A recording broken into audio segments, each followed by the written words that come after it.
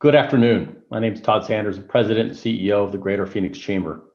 And we appreciate you joining us for the Greater Phoenix Chamber Foundation's webinar series, Reimagining Today's Workforce. Today, we are excited to discuss how employers are embracing employees with disabilities. We'll hear about best practices to support talent development strategies, highlight current partnerships with education providers, and we're going to learn the benefits that are available to employers. I'd like to begin by thanking our Workforce Series sponsors who continue to demonstrate their commitment to our chamber, our community, and our nation. So a virtual round of applause for our gold sponsors, APS, Maricopa Community Colleges, our silver sponsors, ADP, Northern Arizona University, our bronze sponsor, Southwest Gas Corporation. So give them all a virtual round of applause. Now to kick off today's program, I'd like to welcome Jennifer Meller, who's the Chief Innovation Officer for the Chamber, to provide a brief update on some key initiatives the Chamber Foundation is currently working on. So Jennifer, please take it away. Well, thank you so much, Todd. And I'm just going to go ahead and share my screen here really quickly. Just a couple of updates on the economic development and foundation front with the Chamber. As many of you know, we launched the Arizona Business Index just a few months ago, which is a consumer confidence index that really gives us some good indications on key economic data and consumer perceptions as it relates to a variety of factors. And coming soon, you'll get the December report and just kind of a sneak peek into that report. We actually asked a lot of questions around COVID, and without a doubt, we've had a significant spike in the number of cases. And toward the end of December, I think that the perception was that those cases were going to continue to increase. However, we also saw that people were less likely to stay home as we moved from November to December. They were less likely to cancel vacations and things like that. Similarly, we also saw a decrease in optimism as it relates to the economy. So hopefully we'll see some upticks as we enter 2021 and kind of put 2020 behind us. In case you missed it, we also released our 2020 State of the Workforce report just at the end of last year. And I think not surprising to anyone, we still have a number of key industries that are looking to hire and fill much needed positions. And while we had several occupations that were downsized over the last couple of months, we're seeing those occupations replaced by other high wage, high demand, high skill opportunities. For example, advanced manufacturing, IT, healthcare, construction. We're seeing significant growth in a lot of those core industries. So we would highly encourage you to check out our State of the Workforce report for 2020. And then last but not least, many of you know that we launched our Healthy Arizona Pledge toward the end of last year. And we know that it's critical for businesses to practice safe health and wellness practices in order for our economy to rebound. And in order to do so, we're asking companies to take the Healthy Arizona Pledge and abide by state, county, and local guidelines as it relates to COVID protections for your employees. So if you haven't joined us in taking the pledge, again, we encourage you to do so that we can get our economy back on track. And with that, I would like to turn it over to our key presenters for this afternoon's presentation. And just a quick note that if you have questions throughout the presentations, please feel free to drop those into the chat box, and we will attempt to get through as many of those presentations or those questions as possible, time permitting. And with that, I would like to introduce Carla Phillips-Kravakas. Hopefully I did that right. She is the Senior Director of Policy at KnowledgeWorks. Carla will kick us off with a brief introductory presentation on the current state of the workforce, specifically with employees with disabilities. And as we welcome up Carla will introduce our panel as well. So please take it away, Carla. Thank you so much, Jennifer. Yes, I'm the Senior Policy Director for KnowledgeWorks. It's a national nonprofit We support schools and states through innovation and transformation. But I live here in Arizona, and I have had the pleasure of serving our state as an education policy advisor to the Arizona House of Representatives, the Arizona Governor's Office, and our State Department of Education. You know, all of my work and those who I work with is centered on ensuring that all students are college and career ready. But when you have a child with a disability like I do, you worry a lot about the opportunities that they're going to have. So I'm working feverishly to make sure she's ready for them, but I want to make sure that there's an abundant amount of opportunities, both college and career. And with that, I'm so grateful at the Chamber's willingness to start broaching this topic. And I'd like to go ahead and dig in. I want to start with I'm going to share my screen. I'm going to start with some statistics just to kind of level us off. This was a report done by the Arizona Developmental Disabilities Planning Council. And you can see the blue is national, Arizona is in the orange. So first thing you can notice is that the numbers between Arizona and national are pretty much on par. So with a disability being around 36%, with a cognitive disability, you can see the numbers go up even more dramatically. Actually go down more dramatically, I meant to say. So the overall percentage of working age people was about 10.9%. So that's working age, 21 to 64. So that in Arizona, that means 424,900 people between the ages of 21 and 64 reporting one or more disabilities. As a heads up, there are lots of different ways to define disability, lots of different studies out there. This is just one I picked because we had national and Arizona data. But regardless of what you find, you'll see that there's a big gap between people with a disability and without in terms of employment. But this tells us that there's a decent sized population of working age adults in Arizona ready and willing to work. They also looked at the return on investment. And I would encourage you to look at the report to go more in depth on their methodology. But generally, they found that if anywhere between 2,300 to 6,300 more people with disabilities became employed in each for 10 years, there would be an increase of anywhere between 281 million and 818 million in GDP, resulting in 8.19 billion adding to the economy. And of course, tax collections increasing as well. Those are really substantial numbers. And so I know that businesses are focused on return on investment. So I wanted to let you know that there is definitely an advantage to the state as well. I want to turn our attention to our panelists. And I'm going to start with Terrell Welch. Terrell works in the Employer Engagement Administration of the Department of Economic Security as an employment coordinator. It's like a mouthful. Terrell, thank you for joining us this morning, or actually now afternoon. Can you tell us, take a few minutes and tell us what it is that you and your division do to support businesses?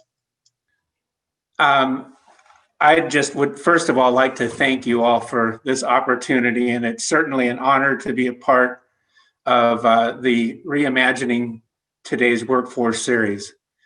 There's nothing more enjoyable for me than speaking on behalf of individuals or people with disabilities. And events like today, they aid in moving the needle, so to speak, on actual disability inclusion. And for me, it's just phenomenal to have this opportunity and to have the Greater Phoenix Chamber participate. My role with the Employer Engagement Administration is basically to come along and partner with employers and assisting them in their job placement and other areas. I work as mentioned, I work in the Employer Engagement Administration with the Department of Economic Security, and basically our team is broke down into 7 parts: business services, which includes veterans, people with disabilities, and our second chance program, and rapid response, and layoff aversion, and then education training, the ETPL program, foreign labor certification unit, registered apprenticeship, and WOTC, the work opportunity tax credit.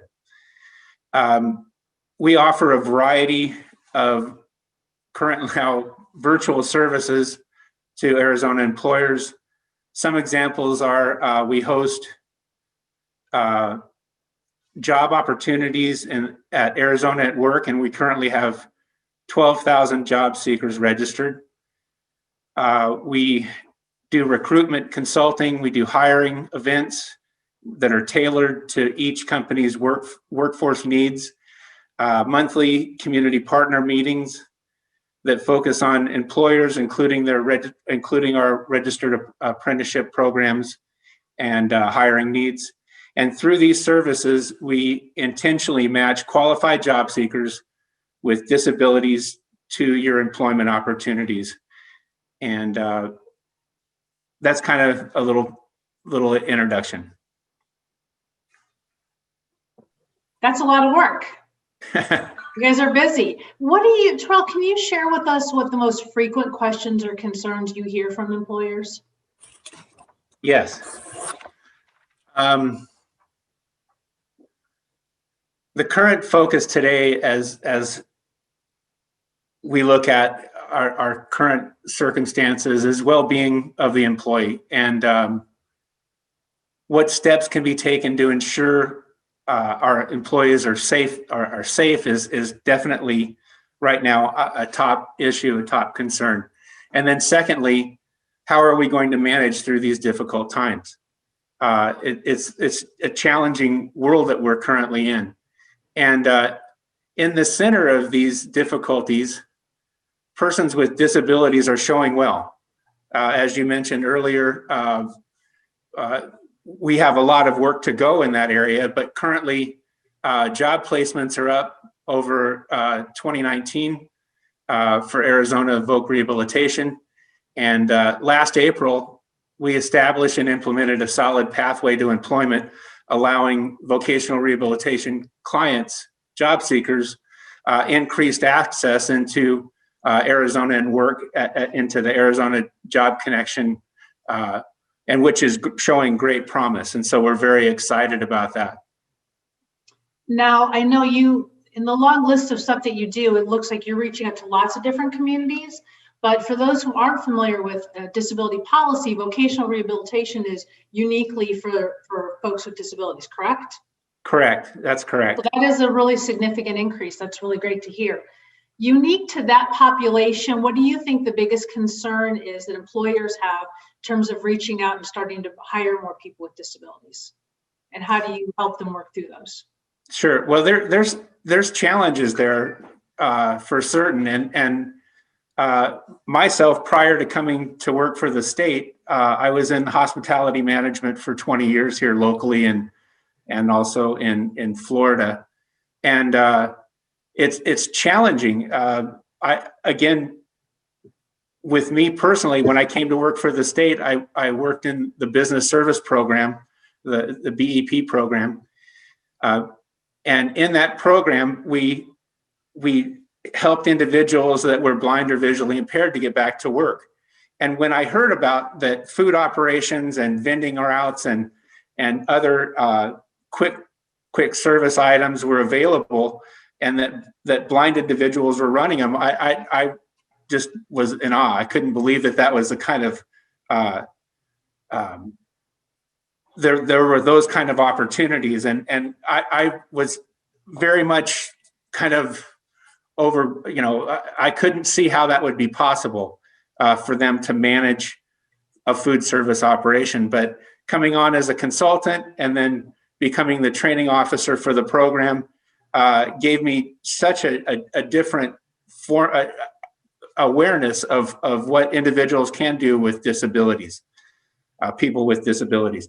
And so I know personally how that felt. I know personally how an employer can look at things and go, this just doesn't seem to be possible. How could this individual do these jobs?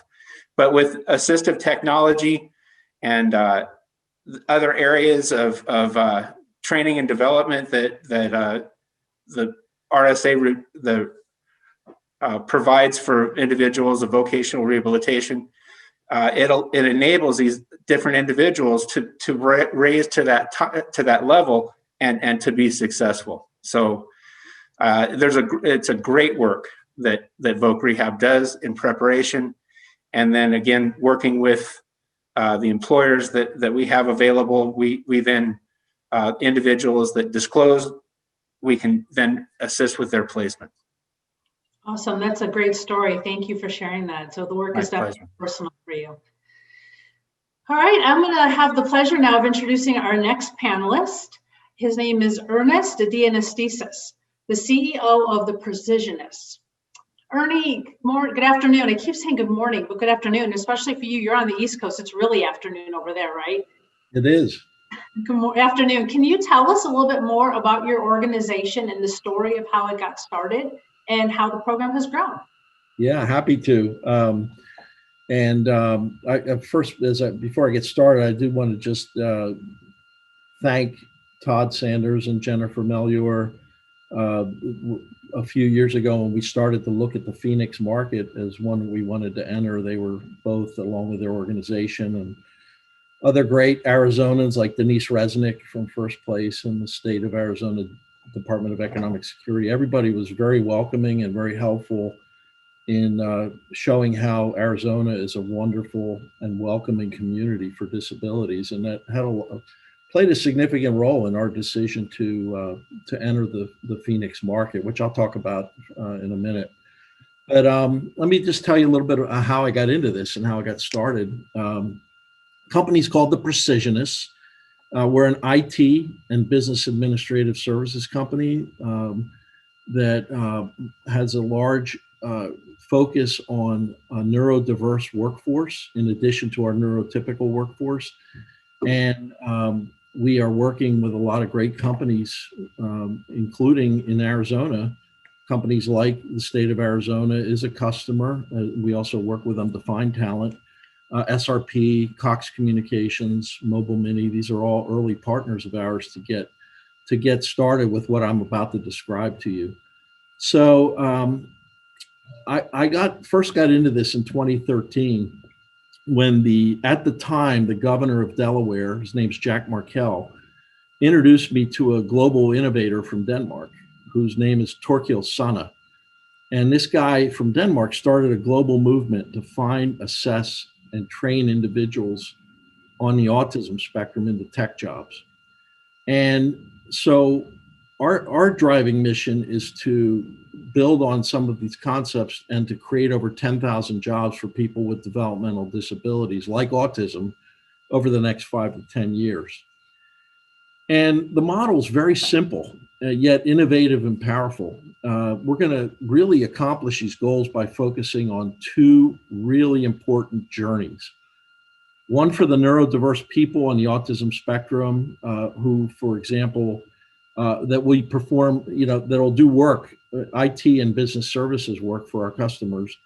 And this model is very sustainable because it's based on performance and not charity. And what I mean by that is these individuals, if properly prepared, are incredibly high performers. And yet you have to ask the question, right? Why is this group from ages 18 to 65 have been over 80% under or unemployed for the last 100 years in our society? And part of the reason is they have not been able to get past the first 5 minutes of a traditional HR interview. You see, this isn't a group that's going to make small talk easily or look you in the eye. They may fidget. These are all interview killers in corporate America. However, those attributes have zero bearing on someone's ability to develop software or test software, do data entry, do cybersecurity work. This population is typically extraordinary in attention to detail, pattern recognition, accuracy, productivity, and yes, precision. They also tend to be fiercely loyal and have a great work ethic. So they just simply need to be put on a journey to become workplace ready. And we put them through a 4-week assessment. Once we find the talent, we put them through a 4-week assessment and training program, which not only gives them the technical skills to do the types of jobs that we're hiring for, but we also teach them how to work on teams, how to make presentations, email etiquette, personal hygiene, professional workplace skills, things that they never had a shot at learning before. And once we get through this and they're workplace ready, there's one other journey that's happening in parallel that's just as important. And that's the journey that we're helping our customers with.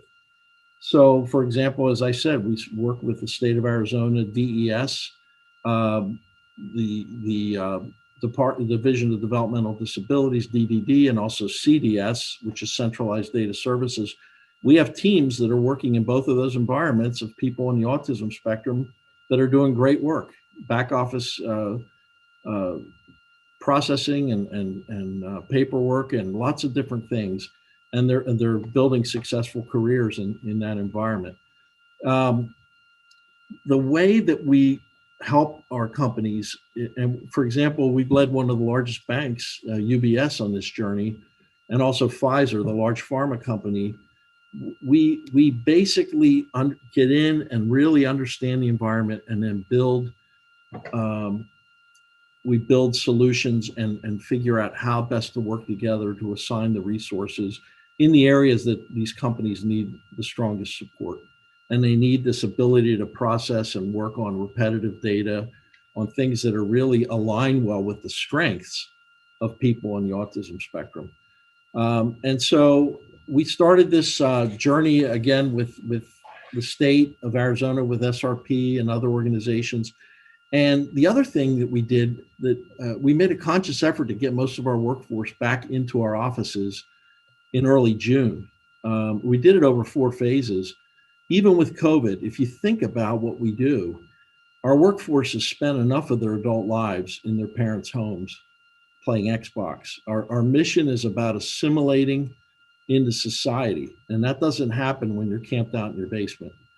So we meticulously follow all CDC and state COVID-19 protocols, including temperature checks, PPE stations, arrows on the floor for traffic flow, signage, masks.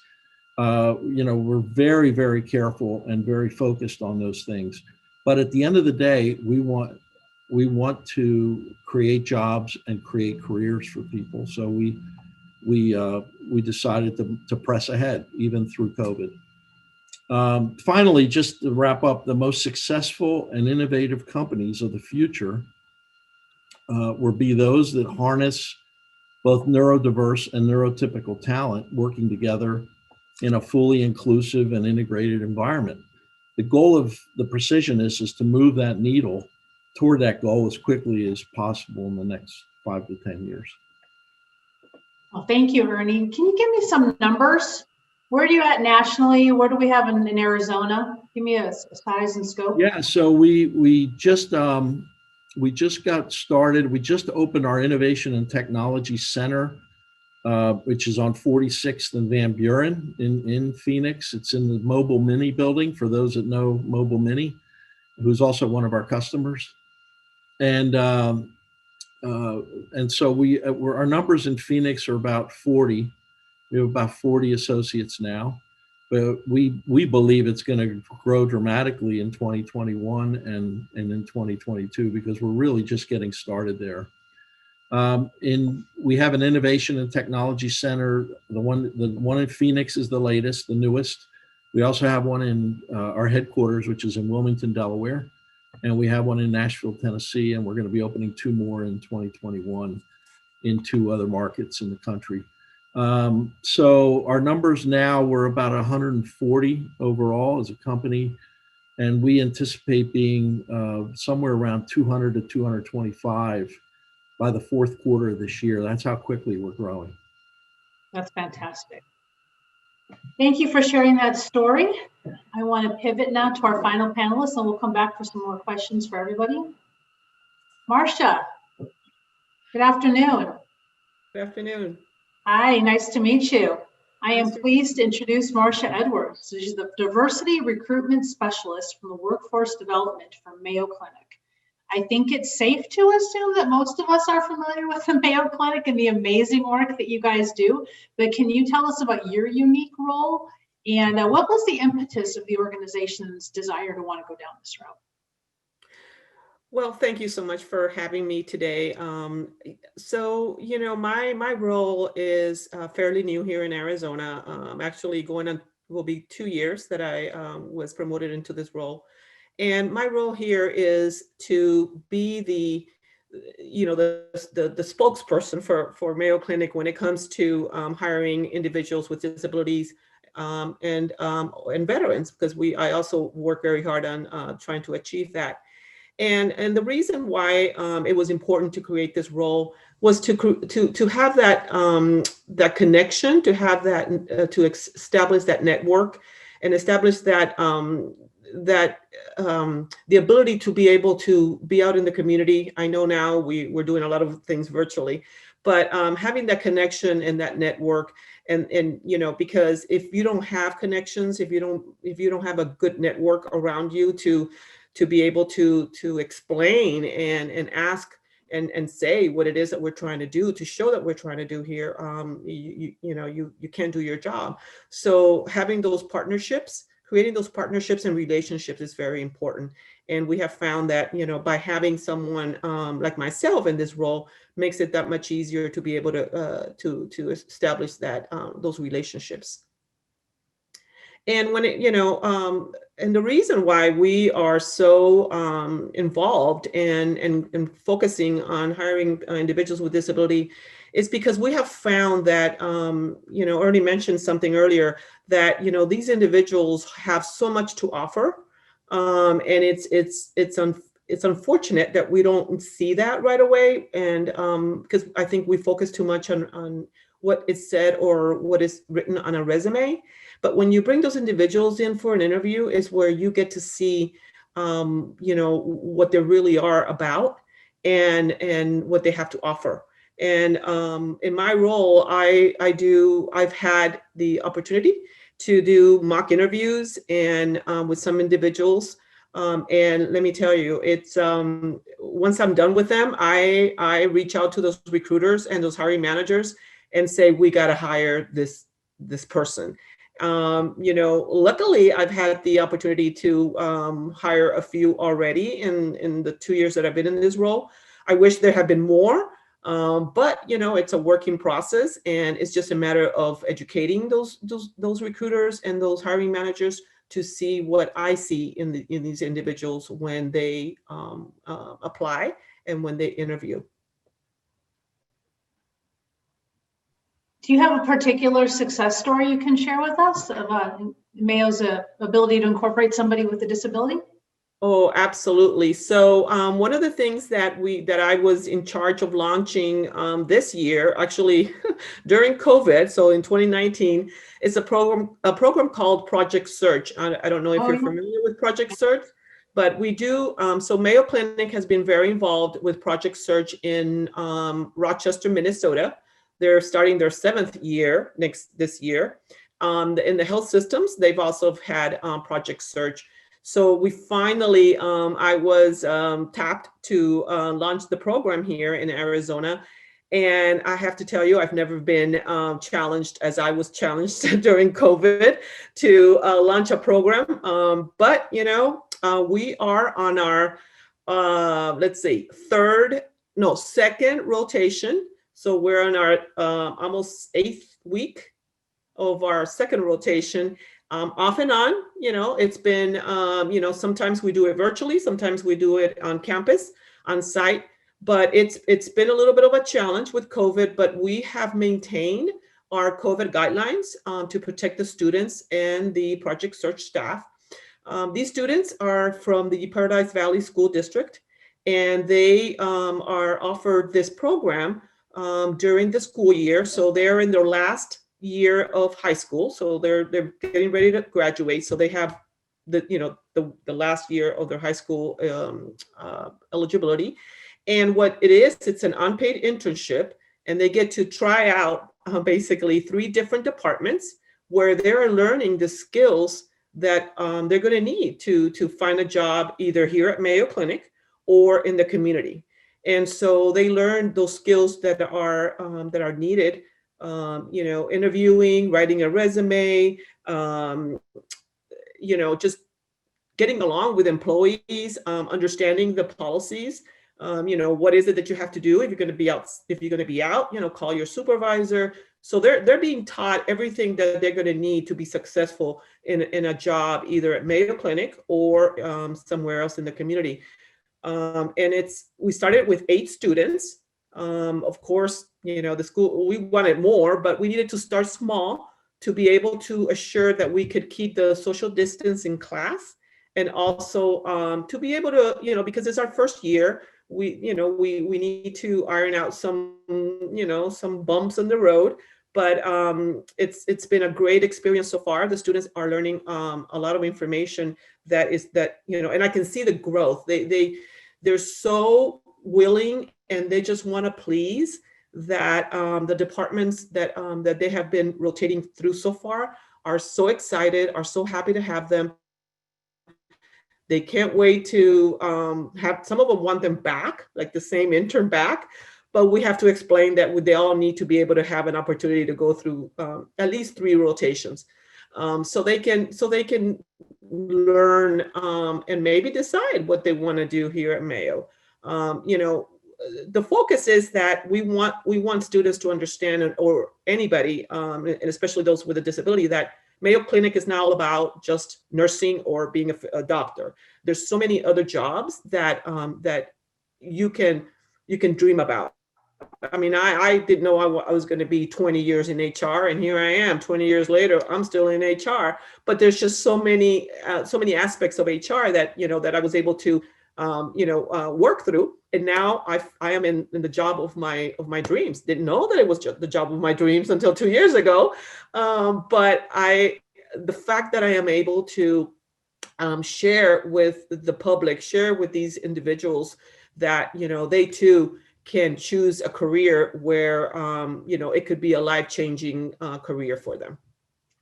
Well, let me just say, my daughter's in 7th grade right now. She has a disability, and your story is going to have a big impact on where she may go to high school now. Paradise Valley School District.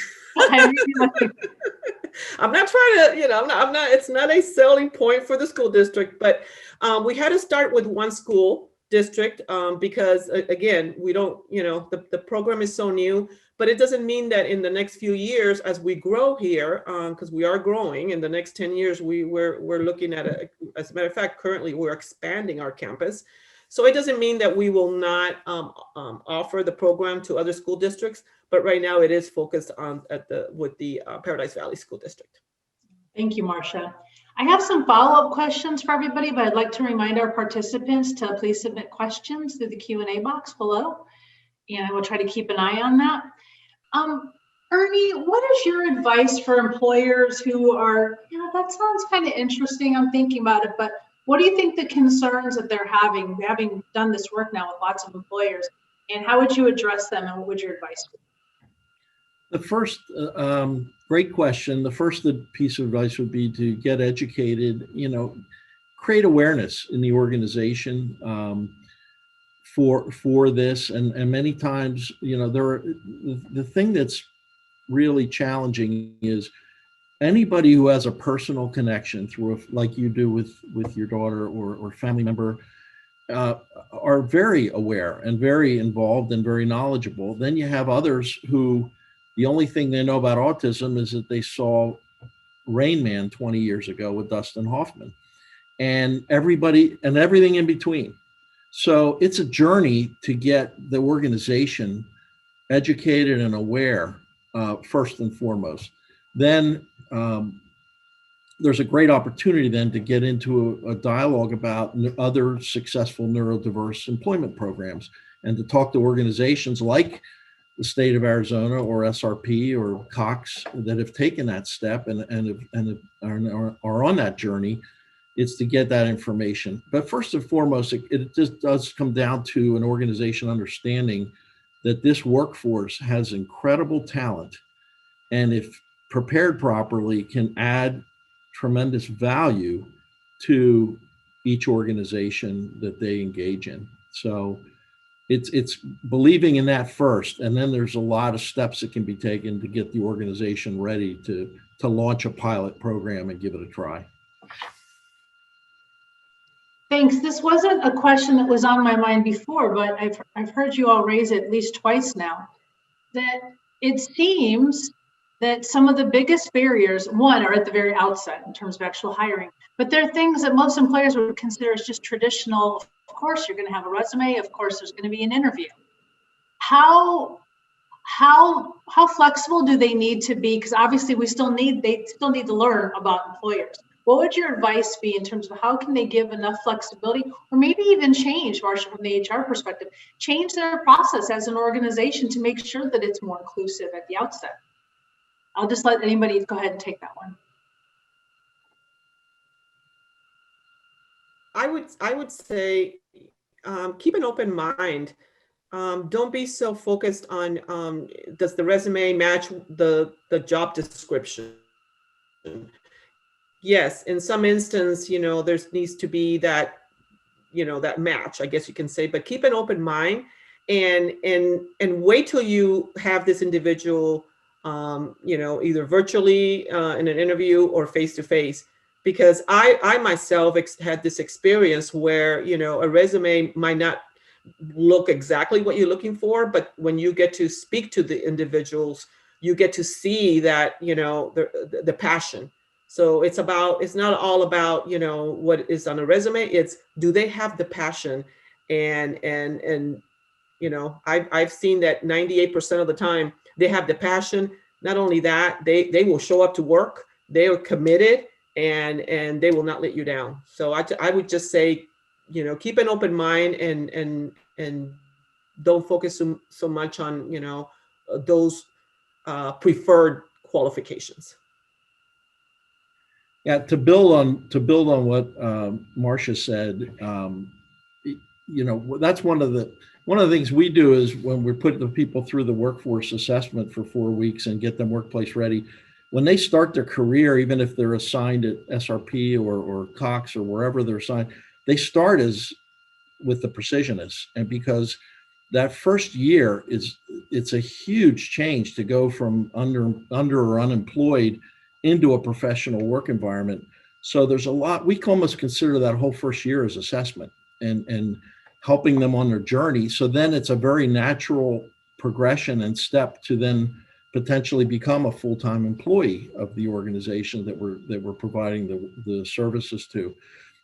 That's another way to take risk out of the equation is to work with, whether it's us or another accomplished organization, work with an organization that actually really does this workforce readiness and is a good practitioner at doing work.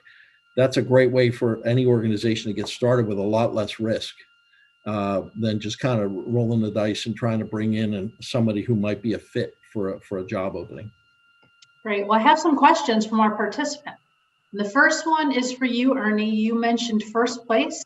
One of our participants had a nephew that graduated from that program and wants to know if you work with graduates of the program too, and if so, can he maybe help he or she? We have a number of first place residents. That's such a wonderful facility. One thing I want to comment is this is really important. We're talking about employment today, but you can't talk about it's one of the big puzzle pieces to creating lives with independence and dignity for the disability community. But equally important is housing and residential, transportation, socialization, and health. These are all critical pillars. And you can't really just focus on one. You got to be looking at all of them. So we were thrilled when first place took shape and came to be. And because now the folks that we've been hiring that live at first place, we're now helping with employment, and first place is helping them with living an independent life in a wonderful facility. So, so the comment to answer the question, yeah, have them reach out to us. We love working with first place residents as potential employees. Thank you. Next question. The emphasis tends to be, and rightfully so, on what has been for many years on those with DDD or developmental disability. What do any of you have to say about assistance and training focus for non-apparent disabilities with higher functioning individuals with employer lack of training? I'll take a stab at that. I was going to say, think, probably, yeah, that was my guess. You probably see the widest range of all of our participants. I think that the president of Daggett, Deb Daggett, she spearheaded a process called inclusive design. And I think that offers so much of a mindset of how companies can look at and work with individuals with disabilities. It's having that idea, that vision of inclusion. And so people with disabilities constantly are forced to create as they adapt to the physical world. And so that's in their daily role. That's in all areas. Individuals of all different types of disabilities are going to be challenged in that way, to wake up in the morning and have already that mindset of how to go about things in a more of a creative mindset than individuals that don't have disabilities, because they've had to adapt, they've had to adjust.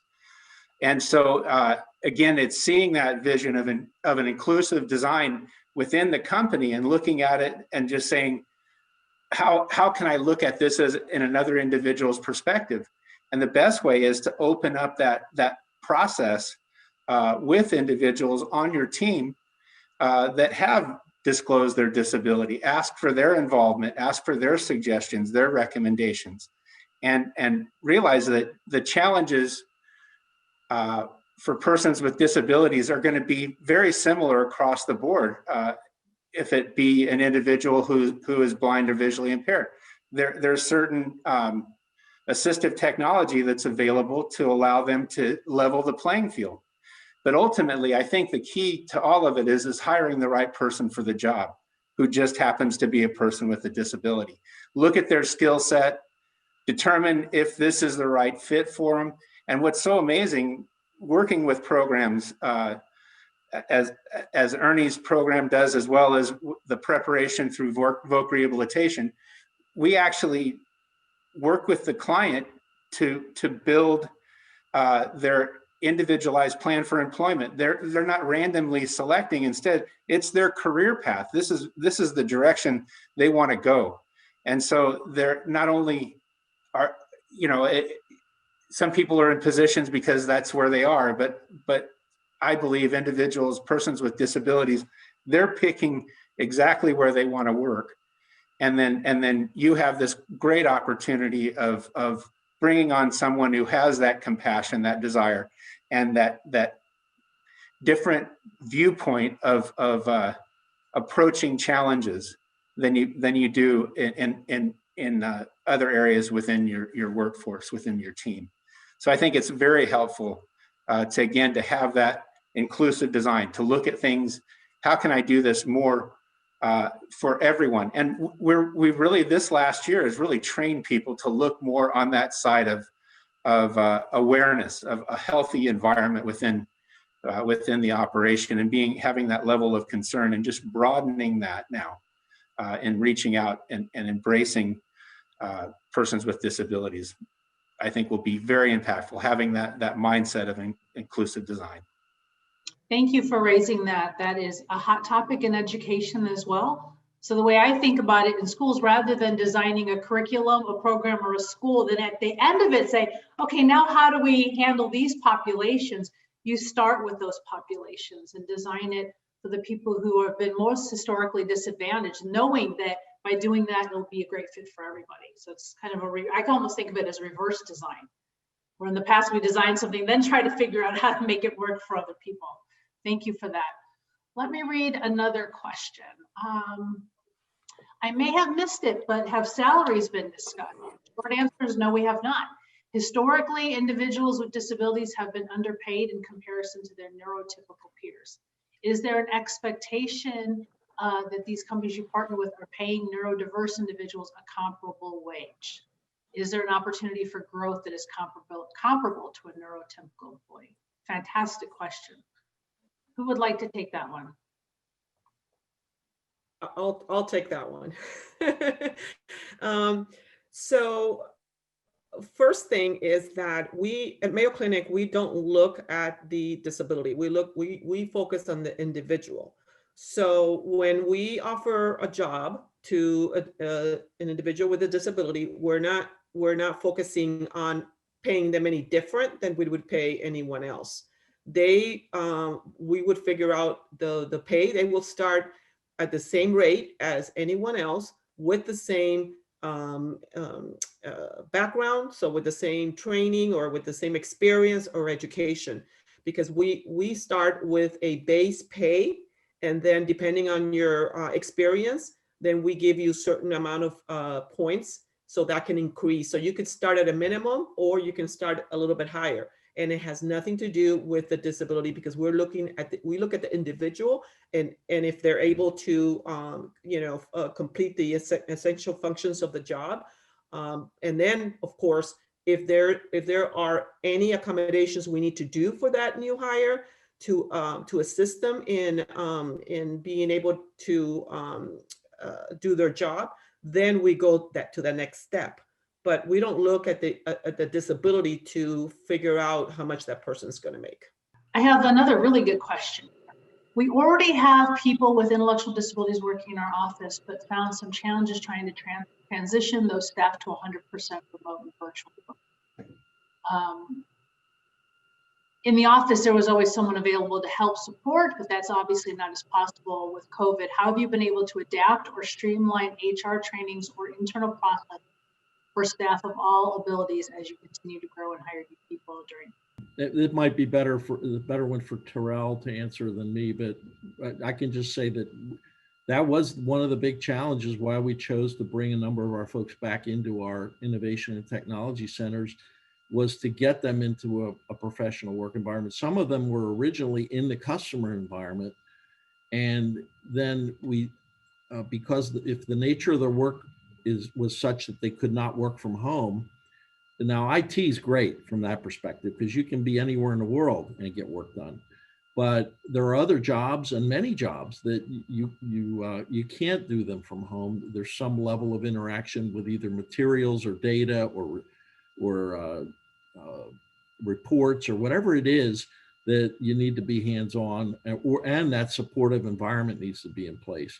So I think you got to look at every situation and come up with a strategy, because ultimately we're trying to keep as many people gainfully employed through COVID as is possible. And the opportunity to innovate is amazing. We have been able to do that by really, if everybody really focuses hard on it and realizes how important it is to keep neurodiverse people gainfully employed through COVID.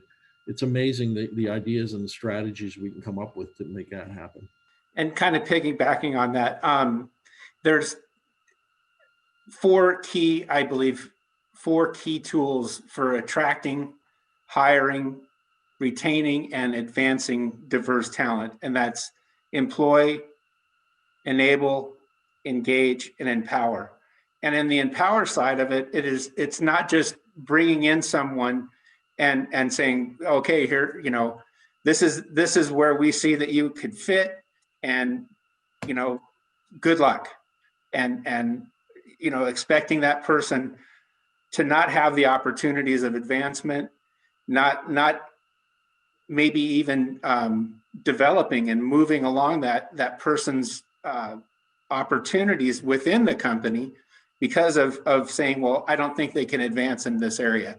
And so companies, they must offer, you need to offer mentoring and coaching, as Ernie was mentioning, what they do. A great example of this is Peckham. It's one of the employers that we work with, one of several employers we work with in the Phoenix area.